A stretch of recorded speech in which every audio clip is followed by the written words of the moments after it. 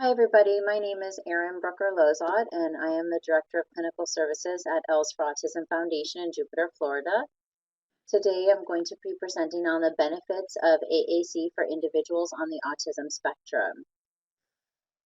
I think in talking about AAC, or Augmentative and Alternative Communication for individuals with autism spectrum disorder, we want to really think about how we're giving somebody a voice that either doesn't have one or is still learning how to use their own voice.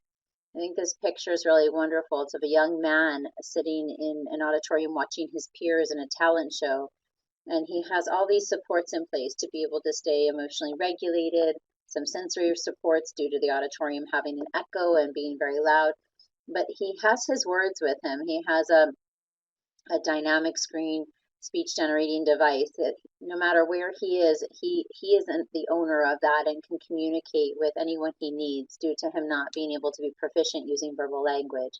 And so including individuals with autism across environments and providing them with in order to do this, we want to provide them with augmentative and alternative communication.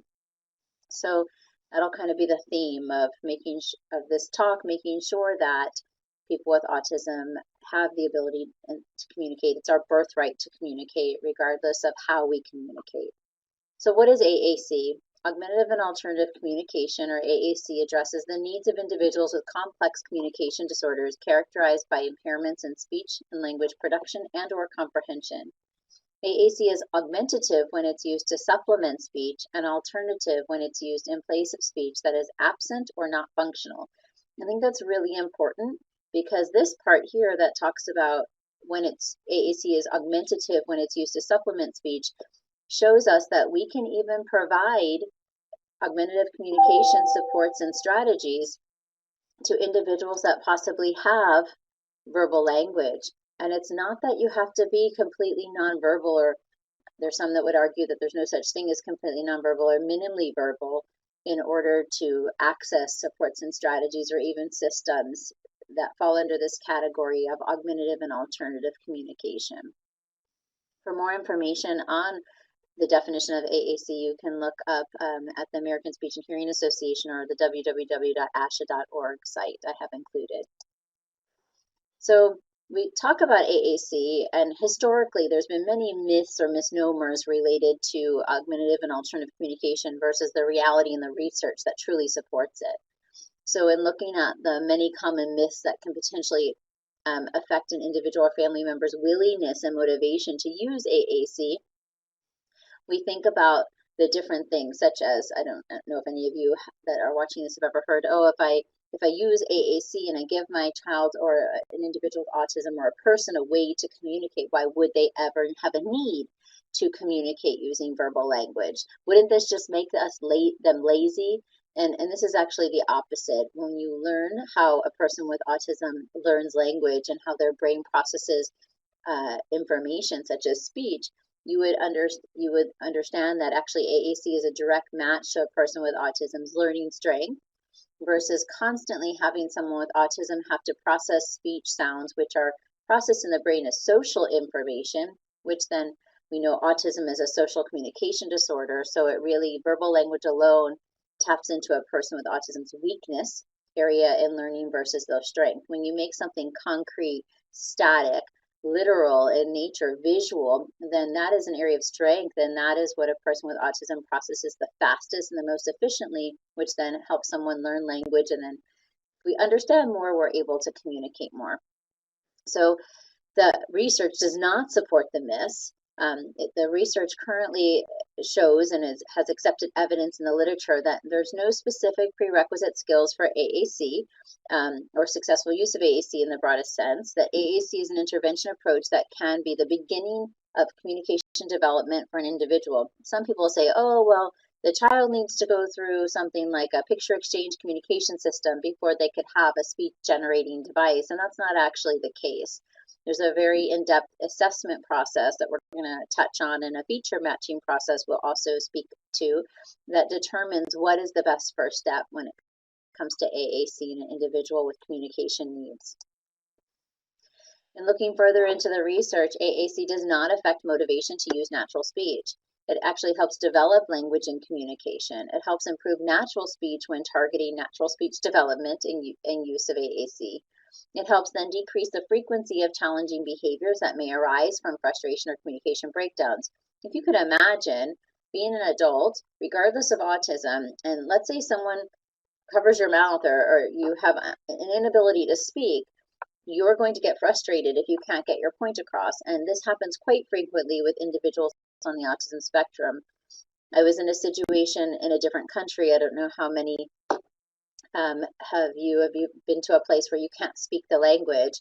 And I was telling the story about how I asked for coffee recently in Brazilian Portuguese, and the individual behind the counter did not understand me. And I could not get my point across with gestures or words or any way. And all I wanted was something in Portuguese to be able to speak for me to say, I'd like a coffee with low-fat milk to go.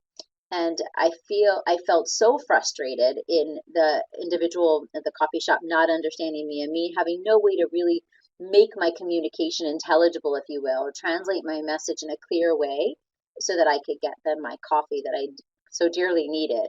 So even when we have communication breakdowns, we, without autism, get frustrated. So you can only imagine then if you have a communication disorder, you're already at this disadvantage, right? That then without any supports to supplement or augment your communication, that it would even be that much more frustrating. And if you haven't learned how to cope or to use those coping strategies that you and I may have to think, I'm so frustrated, but I should still be polite to this lady behind the coffee counter, then you're probably going to demonstrate these, breakdowning your language or communication skills even further to really then communicate through behavior.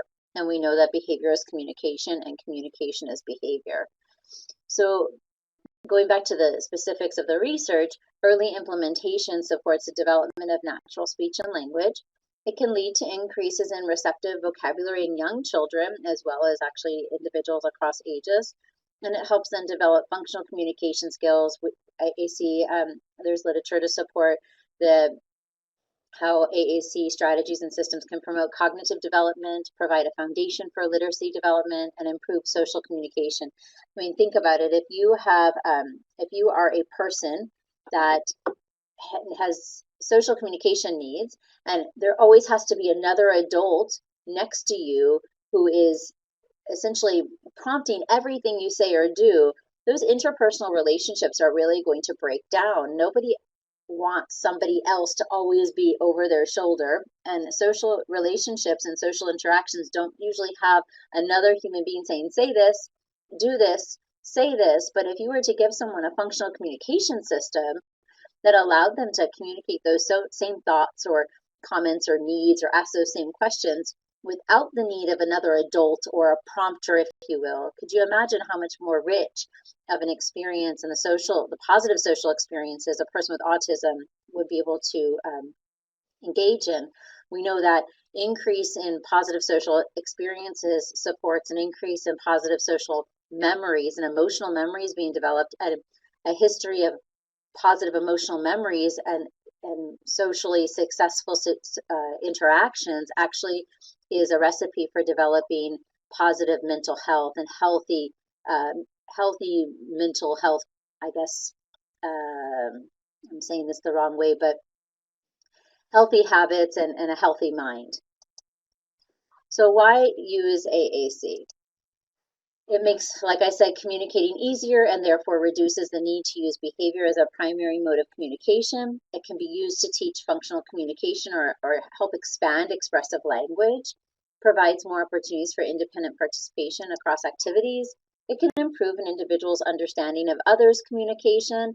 So if somebody is modeling or providing aided language input and pairing their language with something visual or modeling on a device, then it may actually help the person who's listening receive the message in a more clear and understandable manner. You can have a positive benefit on individual social language development by affecting the environment, and it can benefit those that are even verbal learners with literacy, social and emotional competencies, and expressive language.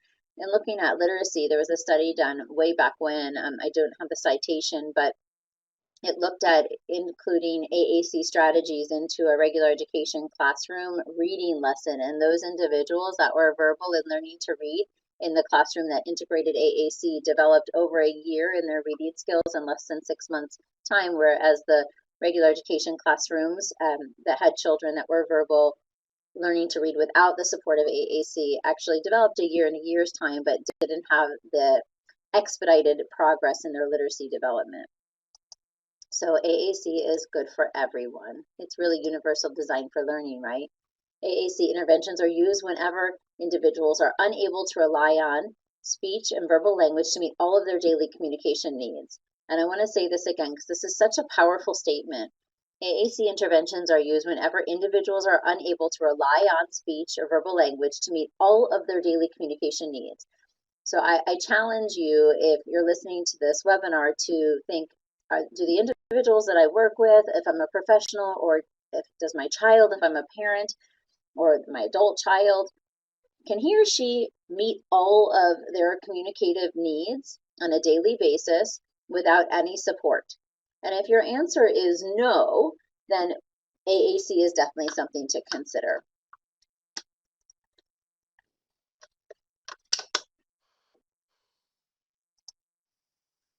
So in moving forward and learning more about augmentative communication, we have unaided communication, which does not require any equipment external to the body. It involves the use of symbols such as manual signs, pantomimes, and gestures, as well as what I was just talking about, aided communication. I had talked about aided language input, but aided communication when it comes to AAC incorporates devices that are external to the individual who uses them, such as your communication books, or what I have listed here is this SGD, or speech generating devices.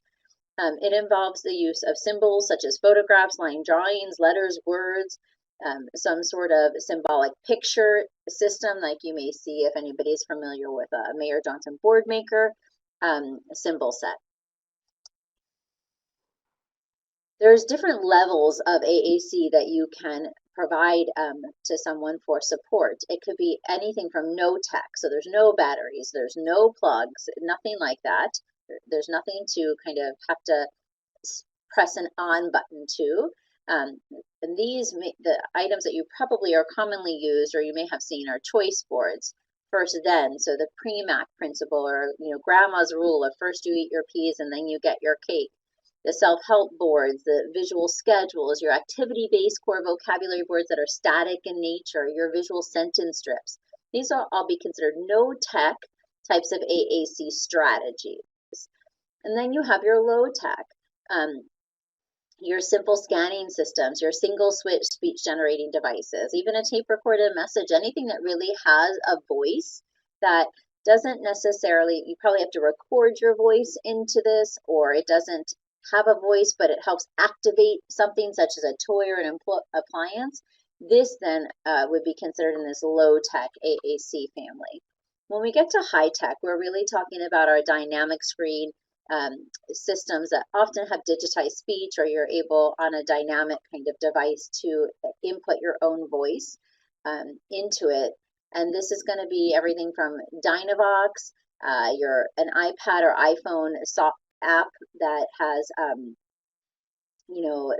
iPhone or iPad app, or an Android application on a tablet, software that allows for text to speech, and software that then displays symbols. So that some of the most commonly used apps that are full speech generating device systems are things like Touch Chat, Proloquo to Go, Core First by Toei Dynavox, Cough Drop. And then you have another set of applications such as Snapseed or Chatable that maybe are more entry level, but still provide, they don't have a full language set per se, but they still provide access to communication and have a speech generating component. When we look at AAC and autism, we want to look at the rationales and advantages. So AAC is a visual system, and people with autism, as I mentioned before, their visual processing is an area of strength. Their visual memory is an area of strength. Static and concrete, the AAC is going to allow for someone to pay attention to something, have time to process, and the information makes speech, like I said, is delivered as social and abstract information in the brain, and that's how it's processed, where AAC makes language almost intellectual and concrete and static, allowing for processing time versus it being social and abstract and somewhat fleeting in nature. Static and concrete information is, again, a learning strength of a person with autism. It allows for physical prompting, and people with autism often require hands-on prompting as a beginning step in learning a skill. Obviously, any prompting would need to be faded systematically. And this is not to say that every individual requires physical prompting to learn AAC. Supports inclusive participation across settings. We already talked about that. Could you imagine if you were a teenager and you were going to a school dance and you were invited on a date and you had your AAC device, you didn't have your AAC device and you had to have an adult come and be right with you to communicate with the partner in which you were dancing with? That'd be very socially awkward. The last thing we want to do to somebody that has communication needs is make them feel more different. We want to make them feel the person to feel more included. And so people with autism are often socially isolated due to a lack of social communication skills or access to functional communication systems versus that they want to be socially isolated. Sometimes it's just that they don't have a way to socially navigate that experience and it's safer to isolate, not because it's a preference. AAC promotes verbal language and a conventional mode of communication, and people with autism, obviously, autism is a social communication disorder, have a need for communicative support. So AAC and autism really go hand in hand. So our pathway to AAC is to look at communicative competencies, assessment, communication, the communication mode, decision-making process, intervention, and keys to success. When we look at communicative competence for AAC users consists of 4 main and 1 additional individual competency or competencies. AAC competencies guide our intervention and goal creation. Important distinctions and discriminations are required to become a competent AAC communicator. Some simple discriminations, such as the ability to distinguish between symbols and the ability to distinguish between the actual items that are to be represented with symbols, are going to be really important to understand and assess before making decisions on what comes next, or what device or what app or what type of system or strategy is best for that individual. So in looking at this communicative competency or competence chart, these are our competencies, right? We have a linguistic competence, so the degree of receptive and expressive language development and knowledge of the linguistic code that is intended for use on an AAC system or strategy. So what is the receptive and expressive language skills of this individual look like, and how do we make sure whatever system we put in place matches that person's current level and has the ability to then grow both their receptive and expressive language skills, or support the growth, because this is a tool, right? This is not something that works without teaching.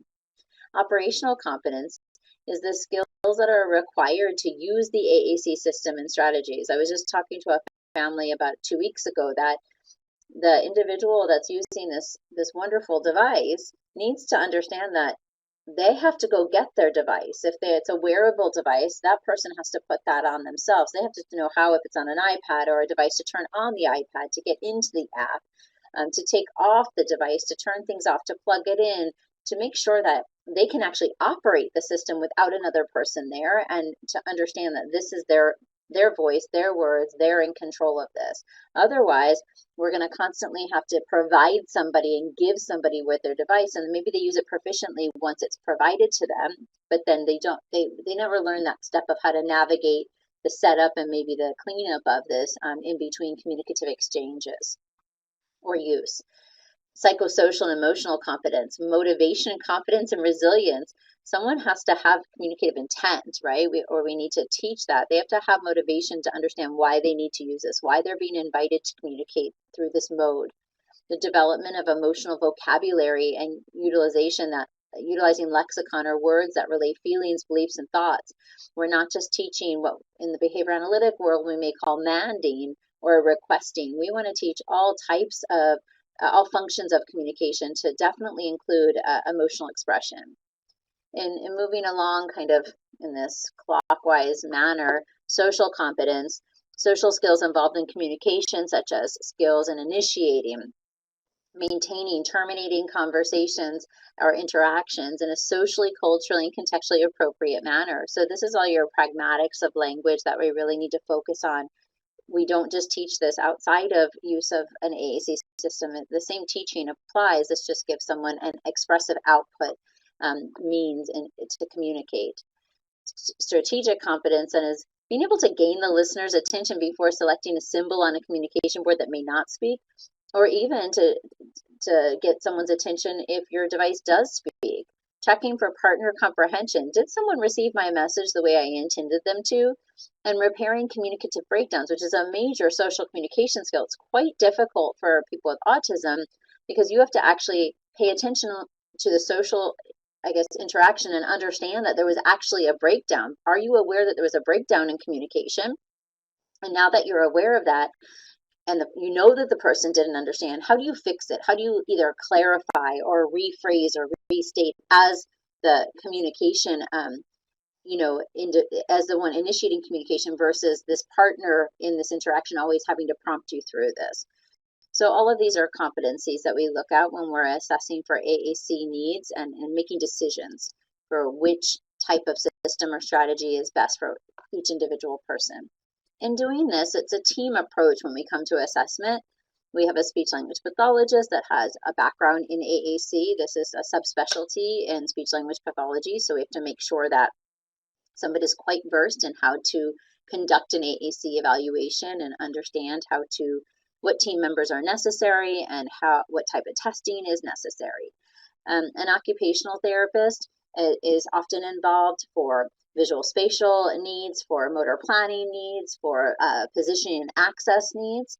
A physical therapist may also be a part of the team when we're talking about somebody that maybe has motor limitations and needs really support for positioning. Maybe they're non-ambulatory and they have a wheelchair and we have to have different mounts and what's the best part of their body with the strongest motor control in order for accessing a device and communication,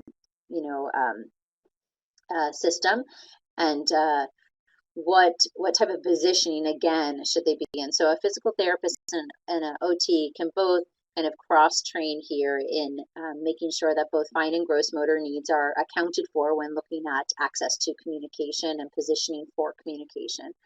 Caregivers and educators must also be involved.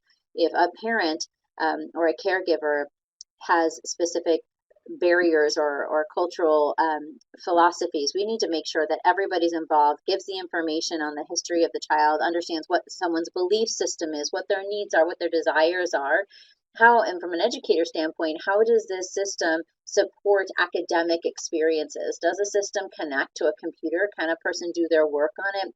Is it also going to become part of a learning tool? Is there access to communication about school-based vocabulary that's necessary to engage throughout the, educational day? So everybody involved is part of a team. It's not just one provider, and the parent, without a shadow of a doubt, has to take an active role in not only the assessment, but the training and intervention process. So in doing this, one of the major parts of an AAC assessment is a feature matching process. And when we're doing a feature matching process, we're looking at the capability to allow a range of communicative functions. So does this device only allow for requesting or only allow for responding? Or can this device allow for a child to communicate across purposes of communication, to share an experience, to request, to protest, just for the purpose of social engagement, to ask or answer questions? If the person is bilingual, does this have access to more than one language? How do their family members engage with them? Is it something that's user-friendly? Can someone be easily trained to program? Capacity for use in varying environments and with different partners. Is this something that the child can carry themselves? Is it too heavy? What is the battery life going to be like? Is there going to be the ability to plug something in and charge? If the child has any challenging behaviors, is it durable?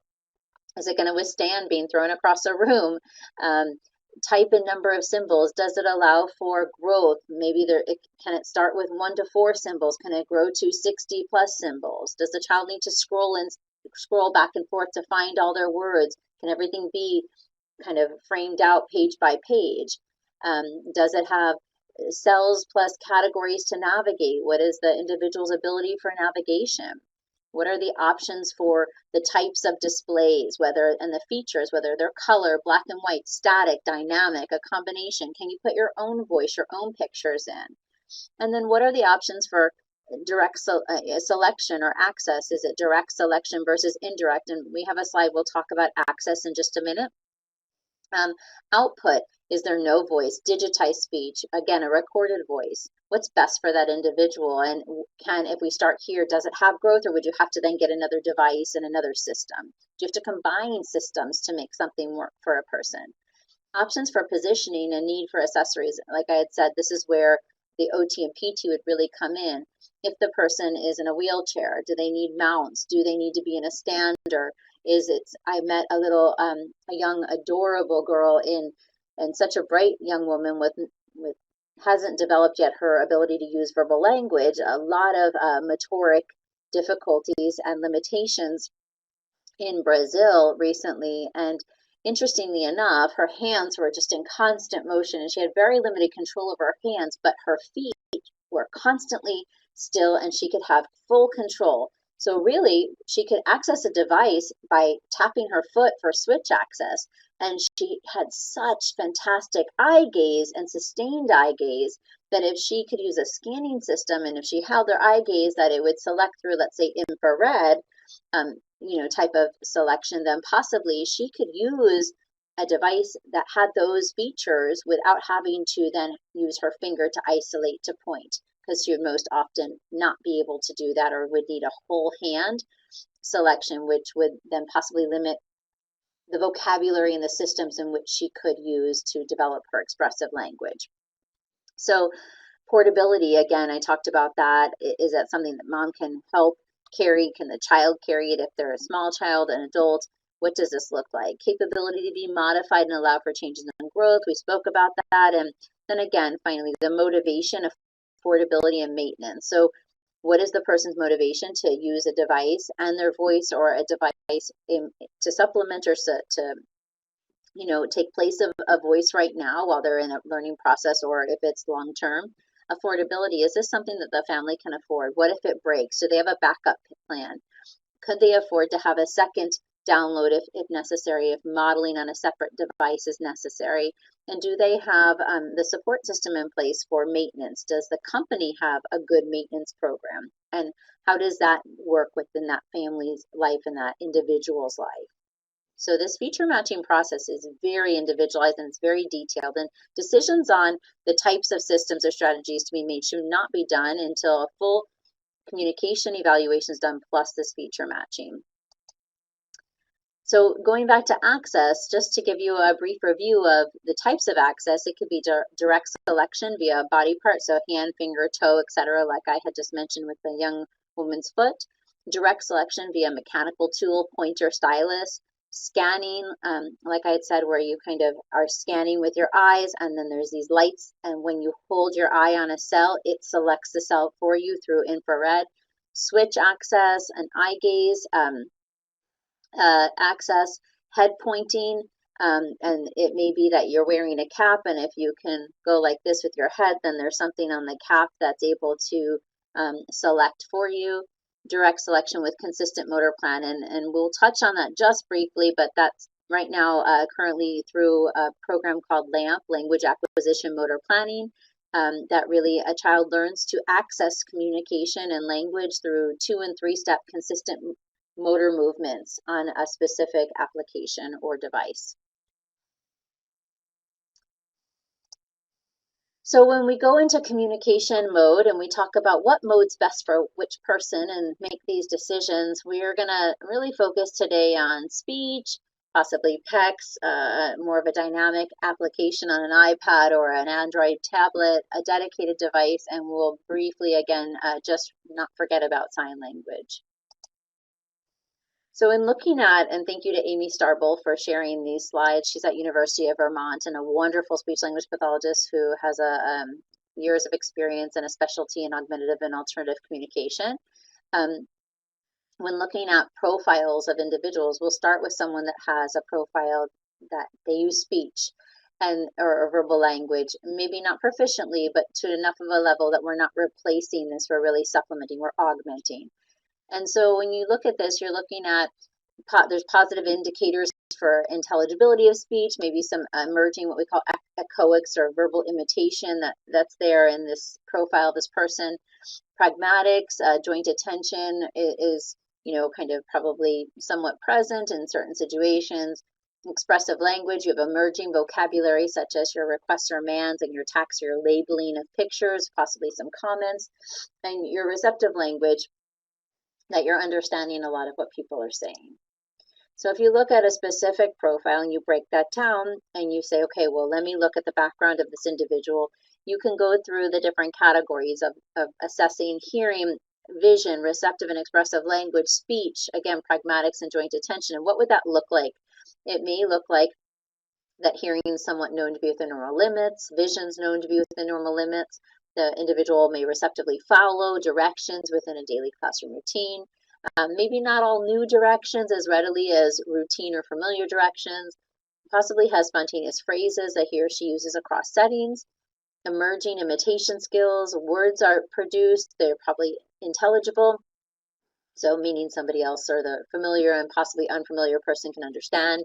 And initiates about communication about motivating topics, communicates for more than just requests. Some joint attention around highly motivating activities, joint attention really that kind of 3-point eye gaze shift where you're sharing the experience and the enjoyment of an experience with another person. It's a purely social behavior, so you're not necessarily asking to get something or to have something removed from you, but you're really looking and almost making this comment. It's communication without words, right? So if I'm if I'm out with friends and someone walks in that I didn't realize was going to be there, maybe I look over to the person, look back to my friends, then I bring their eye gaze back to what I'm paying attention to, and everybody at the table knows exactly what I'm trying to communicate without me having to say a word.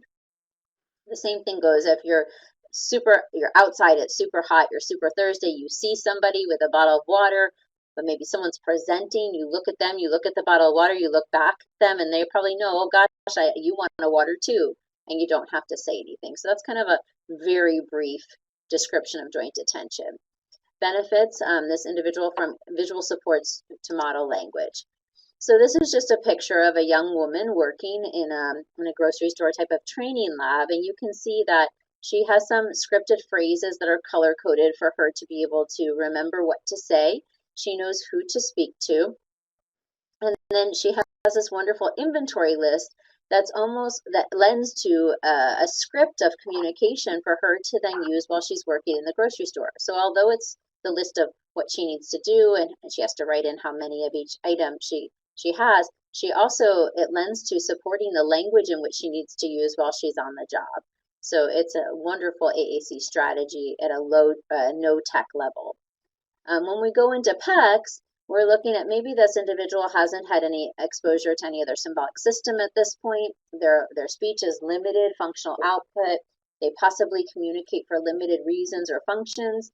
From an expressive standpoint, receptively, there's unknown or limited information about the person's true understanding. Maybe they're able to make some choices, and limited initiation and understanding that a communication requires a social partner. So our pragmatics and joint attention are probably quite limited. And so in looking at this individual's profile, again, hearing is probably passed at birth, maybe no concerns with vision. Receptively, we may follow a few simple directions, but not new or more complex, may still not respond consistently to their name, doesn't necessarily make a choice when presented with two options. Expressively, you're probably not seeing use of very typical or developmental gestures, symbolic or pre-symbolic, maybe some here and there. Spontaneous vocabulary, there's probably a few numbers and letters, but not necessarily robust expressive language set of vocabulary words. And communicative functions observed are really primarily attached to requesting items and attention. The speech, no verbal imitation, or it's prompted or spontaneous. Words are produced, probably are somewhat intelligible, don't have to be though, and probably not going to hear any babble. Again, this is one profile of one person. It doesn't necessarily, let me go back. It's not one profile of one person. It's a general profile of this level of communication development and what may make you lend to say, oh, this is someone that could possibly benefit from a picture exchange communication system or PECS. But this isn't to say if a person has slightly different, with any of these profiles, slightly different profiles, that then PECS or one of these other examples I'll show you is not appropriate. So please take these as examples and general overviews. And other, never been exposed to high-tech AAC.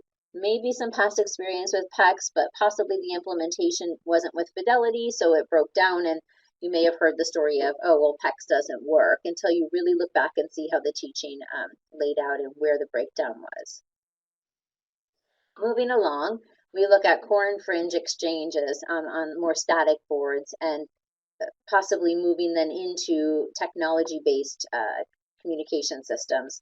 So I think to start, we want to say that children with ASD need to have both core and fringe vocabulary. And if you look at the AAC Language Lab, who helped developed, I should say, the LAMP system, you look at the first 100 high-frequency core words. And these are words that, they're words that most of us use for the majority of our communication. Probably 80% of our communication is core words. They're not specific to our interests. They're not your nouns of the world, right? These are all the other words, some verbs, some prepositions, some adverbs, that are really the core. So your to, go, what's another kind of an example of some core words? I think that eat and drink are actually listed on there, but you could take core words without any fringe, without any specific vocabulary, a vocabulary that surrounds interests or nouns, and you could probably create 10 plus full 5 to 6 word sentences with just using the first 100 high frequency core words. So the AAC literature at this point is really looking at developing language in children specifically with autism, but just across the board with AAC users, focused on core word development and then pairing and integrating the fringe versus if you take a traditional PECS system, these are all fringe. They're all nouns and we ask, I want this, I want this. That's not a platform for future language development to happen. It doesn't allow for a lot of creative language acquisition to occur. You get stuck at a certain level because you only have nouns. Then you go to I want, and you have an adjective plus a noun. But you can't say, go pick it up, go get it, right? And that's the majority of what we use in all of those words. Go pick it up, go get it, take it, give it, put it on top. Those are all your core words, if you can imagine, that we usually leave out of these AAC systems for individuals with communication. So we're almost limiting the ability to grow in our expressive language output and really be proficient and successful communicators without a focus. So when you blend the two and you have core vocabulary and fringe vocabulary in one system, then you really open multiple doors to AAC users to develop a nice set of expressive language and have social communicative success across partners and environments.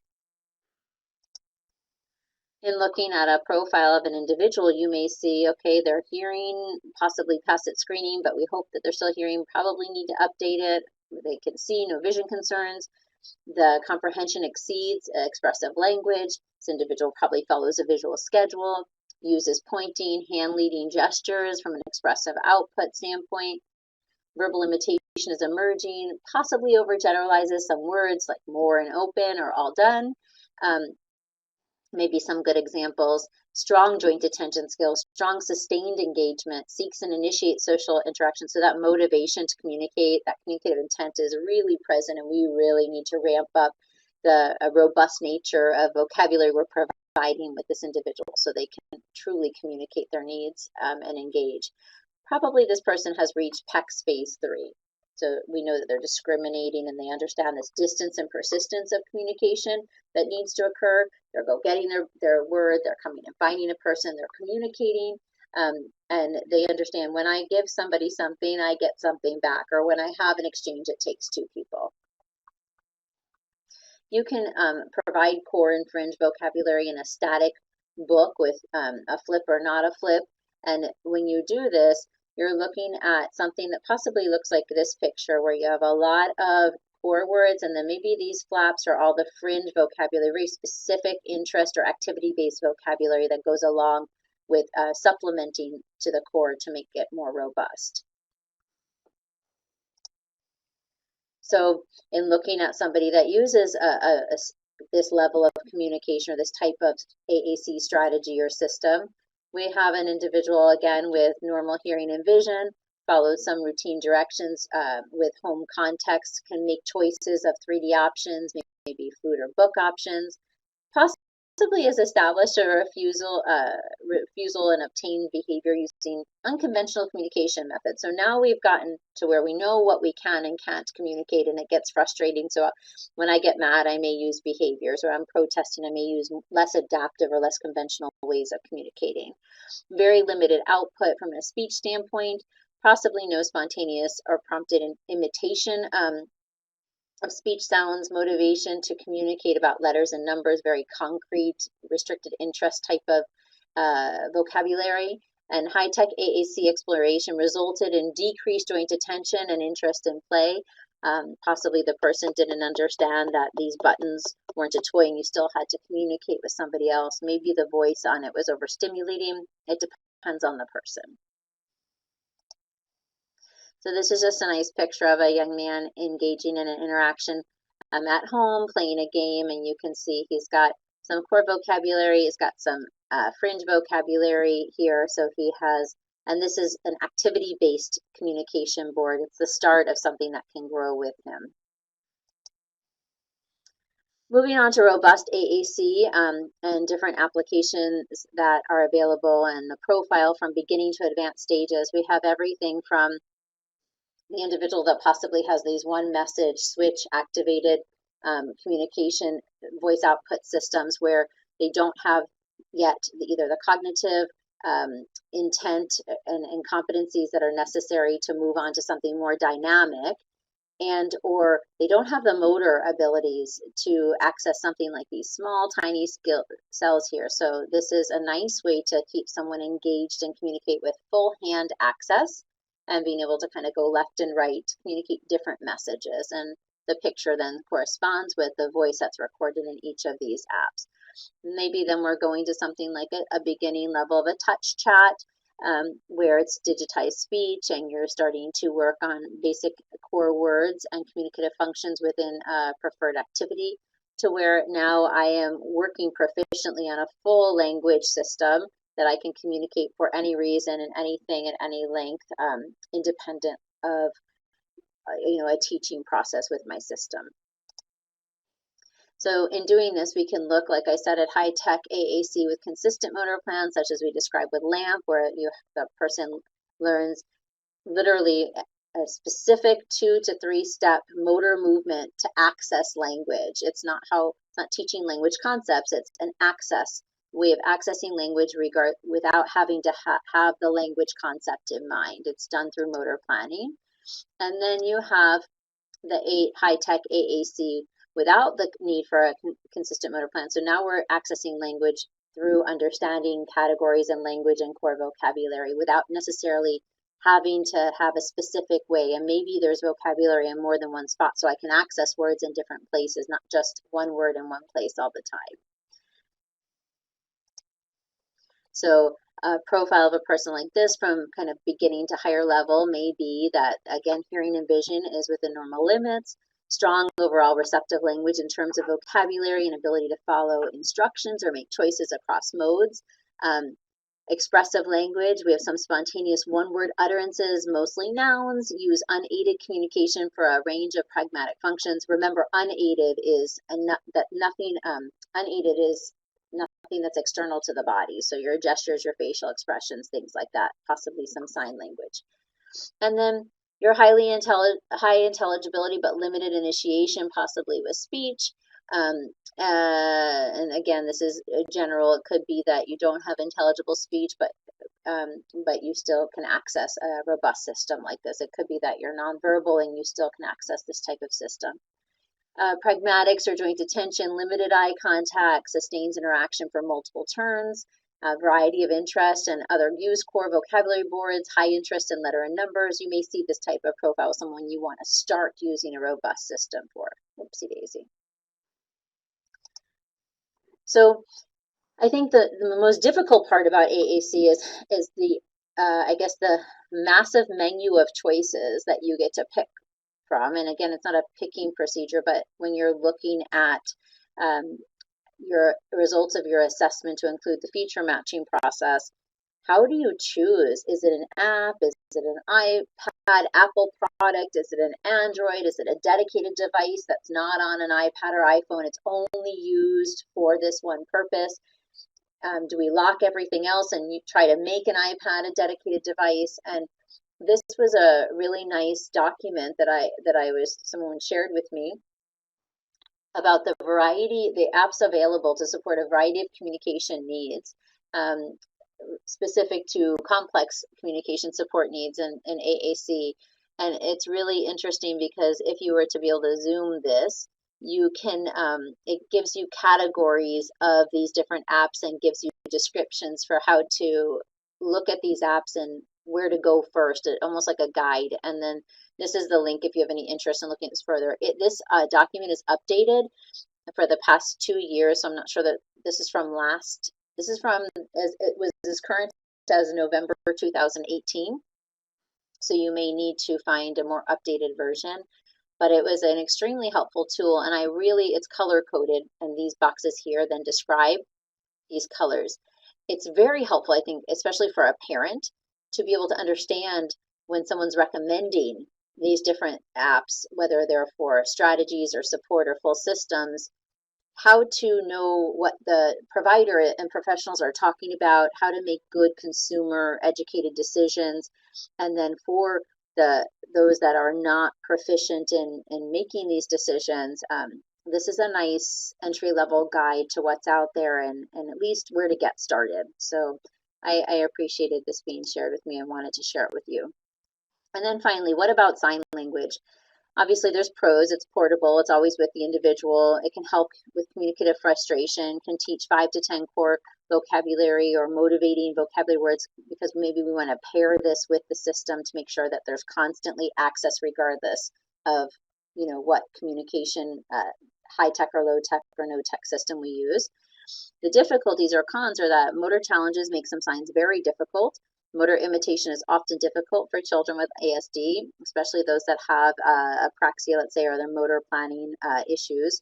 Learning curve for communication partners, right? Not everybody in the world knows how to sign, and especially if your signs, right, sign language, are inexact, and the individual doesn't know what it is because they either haven't learned it or your presentation, let's say, of more all done is not completely clear, then it's going to limit someone's ability to know you're even communicating with them what they're saying, and then the communicative partner's response is going to be delayed or non-existent, and that may cause frustration. And if you look at these pictures on here, we have these two individuals making the sign for friendship, but if you didn't know ASL, American Sign Language, you wouldn't know that that's friendship. So you may not understand what's happening there to be able to either support or engage or continue in a conversation. We have a family that's interested in coming to Els for Autism from Italy, and the individual has 480 Italian language signs. ASL and ISL are two completely separate languages, just like English and Italian are. So anything that individual signs, even if I know sign language, I probably would not understand. So then again, your audience is limited. Here you have a guy saying okay and a guy saying help. And without something visual, a picture that speaks kind of a million words, you see it, you own it, then you may not know, and you think, okay, maybe the okay is more a universal sign, but did you know that this is help? And a picture is very hard to show an action, and sign language always has a movement. So you don't see the beginning and end, you only see a portion of it, which then also may break down if you try to use picture-based signs. I don't know if anybody would know what this is, but this is actually finger spelling for Starbucks. And that may take you a long time if you were to watch STARBUCKS, right? If you don't know sign and you can't keep up with the finger spelling, then you may not understand what someone's saying, and again, break down in that communication, or the delay in understanding would make that social situation possibly not sustain itself. And then obviously this young little one is going like this. This actually needs to have a shake, and it stands for I love you, because it's the I, oops, my camera, the L for love, and then the Y for you. But together as a sign to say I love you, you would go like this, right? So again, if all the children in your child's class or the adult co-workers of your adult child don't sign, then again, if this is the primary mode of communication and you're not living in a deaf community within a deaf culture, this may be very difficult. I have lots of friends actually that happen to be deaf, and sign is their primary mode of communication. And in their community with their peers and their friends, they sign very proficiently and have ease of communication. Outside of that, they talk a lot about the struggles they have in other people learning how to communicate with them. So we just want to be mindful of that when we're teaching AAC and we're implementing programs for augmentative and alternative communication. So this is the perfect next slide, because can I use more than one mode of communication? Absolutely. You should have as many ways for a person to communicate without obviously confusing them as possible. Think about how we communicate with our eyes, with our body, with our gestures, possibly like my coffee pantomime and playing charades, if you will, to get my message across.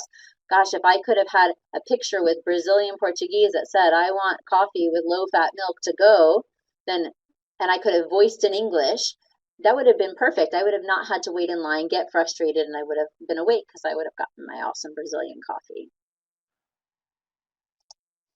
So the goal of AAC intervention, once we have we've done the assessment, we've assessed the communicative competencies, we know where we stand, we know where to begin, and we have done this feature matching process, we've picked a system. We want to maximize the efficiency and effectiveness of communication for individuals who are unable to communicate to meet all of their daily living needs via traditional means or more conventional verbal communication.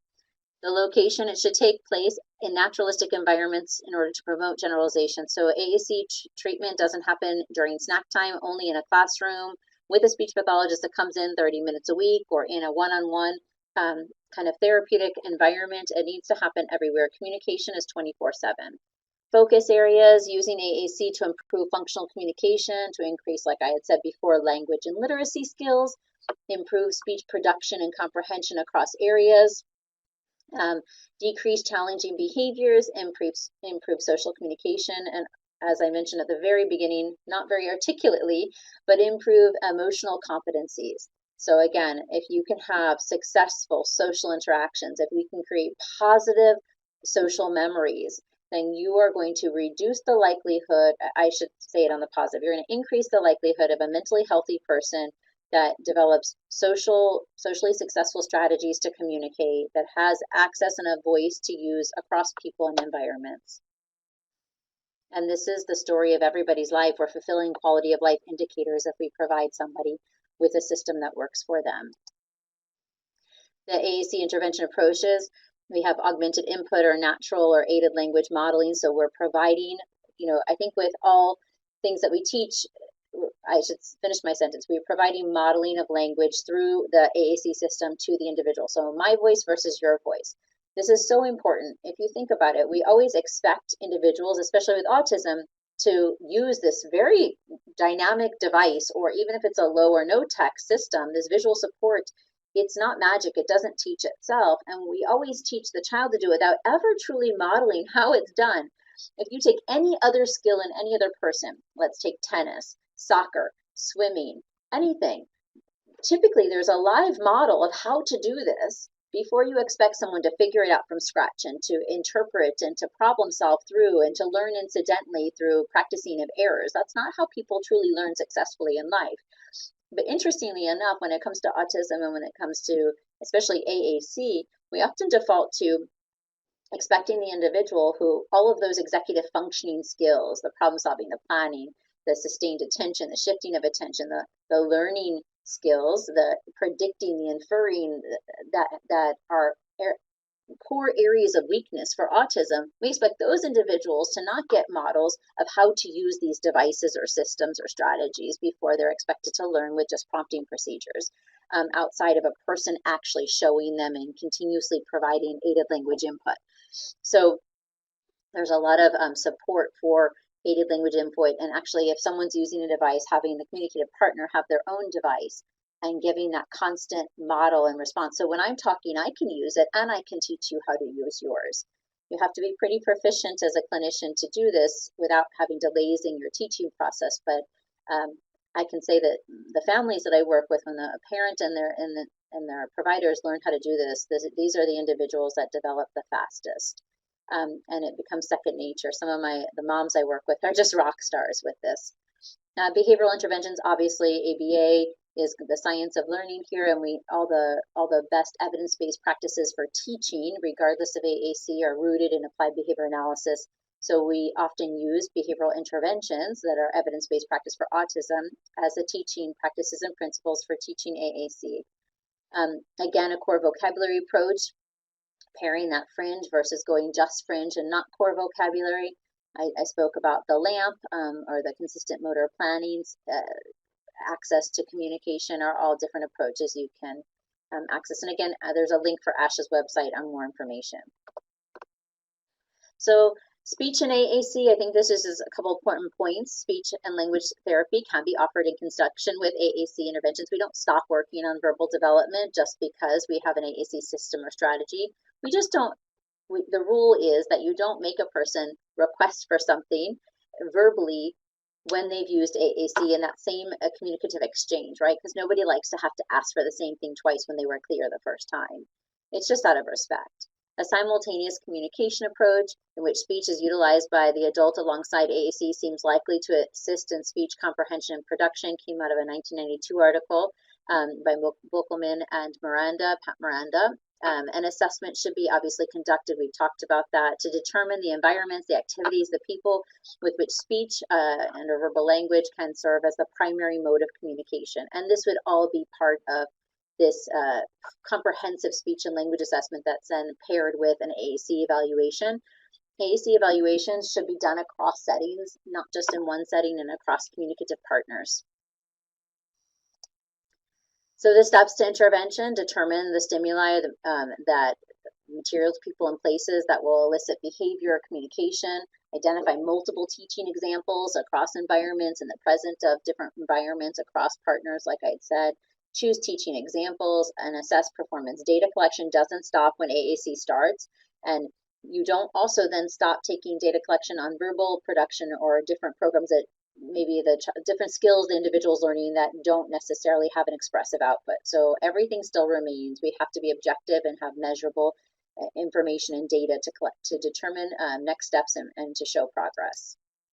So our case to success in AAC, always a comprehensive assessment process. It's a team approach. Ongoing decision making, we don't just stop. The AAC system needs to grow and move along with the development of the individual. There has to be professional training in AAC. This is not something that just comes naturally to people, and you have to have a subset of knowledge specific to this. Family involvement, support, and training. I can't stress enough how families have to be a part of this process. Again, I said it twice earlier, and how they have to be systematically trained to use this and figure out how we can continue to have consensus and alignment with making sure this works for that family and their life and their culture.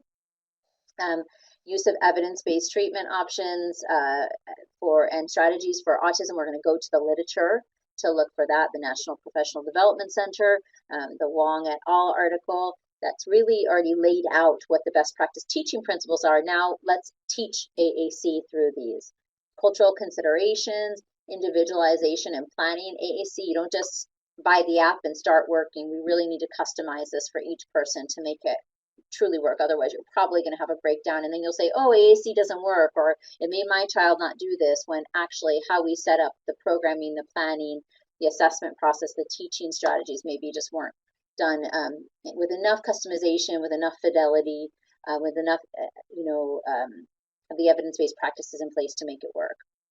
And then collaboration and teamwork. It is not a one-man show. And we want to make sure that we work together across disciplines and that nobody it's not based in your belief system, that we match what we're doing for an individual based on the methodologies and that individual's needs. And one of the best websites, I think, that has the most up-to-date current information on AAC is practicalaac.org. And my mentor in AAC, Dr. Carol Zangari, this is her website, and I can't speak about her or her work or the work that she shares enough. So if you ever need anything, you almost can't not find what you need if you go to this website. So we're going to end with presuming potential, provide robust support. Remember that AAC is a marathon, not a sprint, and if we can move slow and steady with the individuals in which we're supporting and providing with a voice or access to communication, then we can kind of guarantee that that person is going to be as successful as they can be. So remember that having